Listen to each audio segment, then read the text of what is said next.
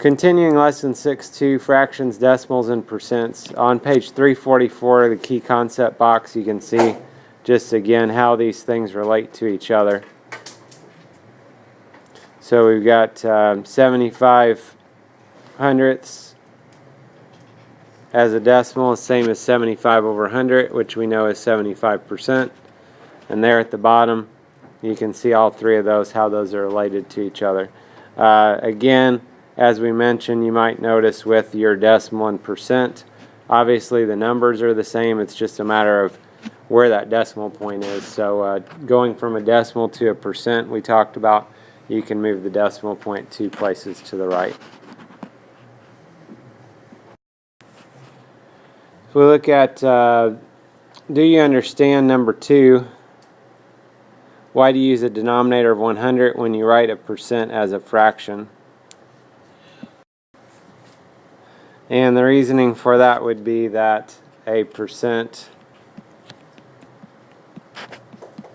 compares a number to 100. Percent per 100.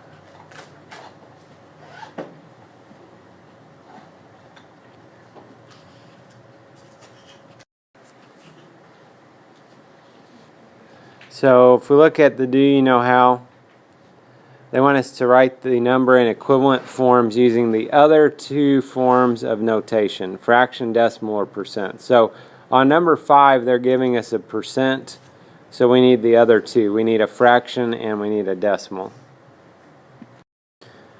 So for our fraction, we know percent is a number out of 100, so 27% would be 27 over 100. Always with fractions, we want to make sure if they're reduced, this one would be reduced, so that would be our fraction answer. Now we just need to get our decimal answer. So our fraction, if we say correctly, would be 27 hundredths. Our decimal then also is going to be 27 hundredths, or 0 and 27 hundredths. If we look at number 6, we have a decimal, so we're going to try to find the percent and the fraction. Probably the easiest way for this one would be to go ahead and find your fraction first.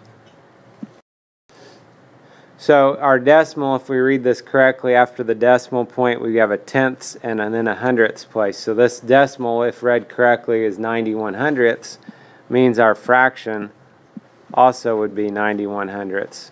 And that cannot be reduced, so that would be our fraction. Now we need to find our percent. So now since we have a number over 100, 91 over 100 means 91%. And again, like we talked about yesterday, you can kind of notice the pattern here between your decimal and your percent, that the decimal point got moved 2 places. Basically dividing by 100 moves your decimal 2 places over. And then if we look at number 7, they've given us a fraction here, not reduced, which actually benefits us that they didn't reduce it, but we need to get our decimal and our percent then. Since this is a number over 100, 6 over 100 means that would be 6%, and then we just need to get our decimal. So since our fraction is 6 hundredths, then our decimal will be 6 hundredths. This one we have to be careful. Sometimes people get in a habit of just putting the number right after the decimal point. 6% is a pretty small percent though, so 6 hundredths, we actually have to go to the hundredth spot to put the 6 there. Then that means we have to put a 0 before it to get 6 hundredths as our decimal. We'll look at a few problems here on page 345, starting with number 10. They want us to write the other equivalent forms. So 10, they've given us a decimal. They want the percent and the fraction. They're guiding us a certain way here. So the decimal is 25 hundredths, so we could put 25 over 100, which means 25%. And then they're kind of being redundant a little bit, repeating themselves in the second step. Going back to that fraction, we had 25 hundredths. And now they're saying let's divide it by 25. Well, if we divide the numerator by 25, the denominator will have to be divided by 25 as well to get an equivalent fraction. When you do that, 100 divided by 25 is 4, 25 divided by 25 is 1, and so 1/4 would be our equivalent fraction. Okay, same idea if we skip over to number 12. We have 7%, so that's a percent right now. 7% means what over 100? Is 7 over 100, that's our fraction. And then we can go back to that, and then if our fraction is 7 hundredths, means our decimal would be 0.07. Good. Would be 7 hundredths as well, 0.07, if we look at it that way. Number 14, similar idea. We have 7/8. 7/8 is not as nice as far as getting it to a number over 100 for our percent. One option we have would be to divide this out. So 7/8 means 7 divided by 8. And if we divide this out, 8 does not go into 7, goes into 70. 8 times is 64. 6 left, bring down to 0. 8 goes into 60. 7 times is 56. And then 8 goes into 45 times. Okay, if it doesn't end at that point, we can keep adding zeros, but generally they're going to give you something that probably will end after maybe 3 to 5. 5 probably would be the most they would give you numbers after the decimal point. Once we have this decimal, we could write that as a fraction. This would be 875 thousandths. And our goal is not to get thousandths, our goal is to get hundredths, so that we can get our percent. So that would be dividing by 10. When you divide by 10, that'll move your decimal 1 spot to the left. And so that means 87.5%. Another way we could do that is if you guys just remember that pattern we talked about, going from a decimal to a percent, just move your decimal 2 spots to the right. Remember, your number as a percent is bigger than your number as a decimal, just like a percent sign's bigger than a decimal point. Other option on this one would be to take half of both of those to get your denominator to 4. That would be 3.5 over 4, and then multiply both of those by 25, and that would also give you 87.5 over 100.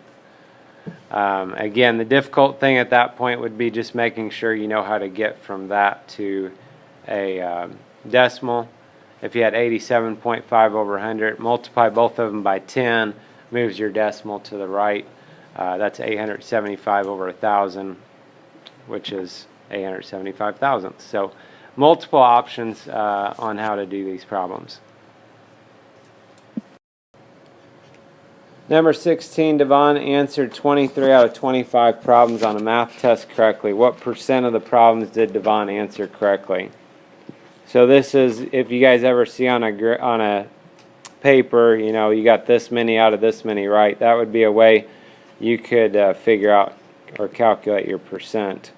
And again, if the denominator doesn't work with 100 nicely, you can just divide it out and then move your decimal 2 spots to the right. That'll be your percent.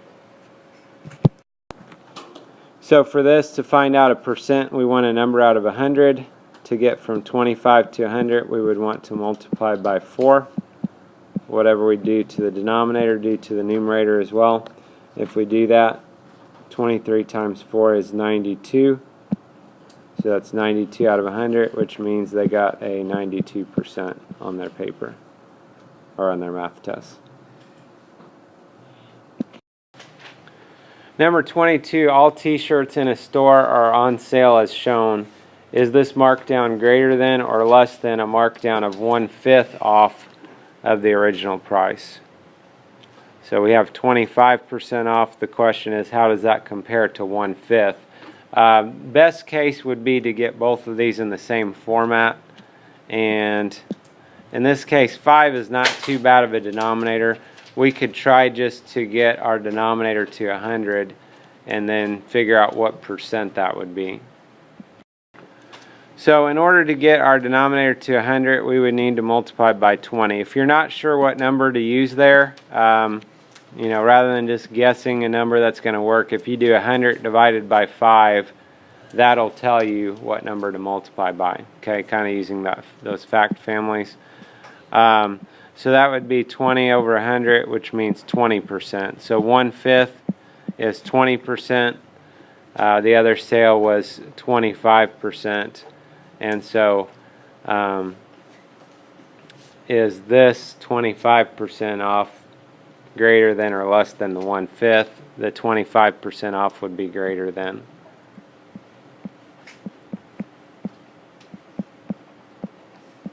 Okay, again, since 25%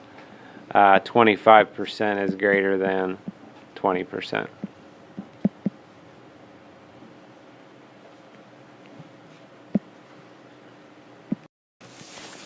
Number 23, enrollment at Jackson Middle School increased by 3% this year. Sophia says that the increase written as a decimal is 3/10. Is Sophia correct?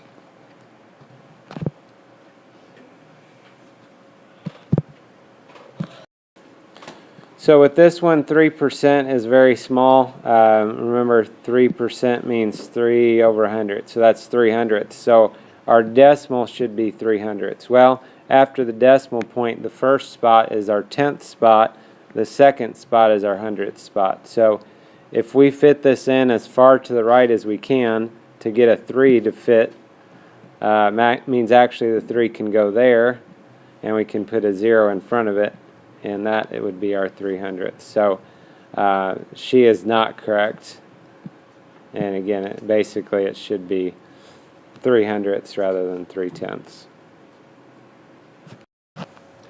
26, 9 out of every 20 people walking out of a movie theater say they would recommend the movie to a friend. What percent of the people would recommend the movie to a friend?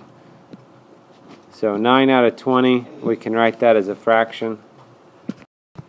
So to find a percent, we want to get a number out of 100. And so 20 we would need to multiply by 5 to get that to 100. So multiply the numerator by 5 as well. And that would be 45 out of 100, which means 45%.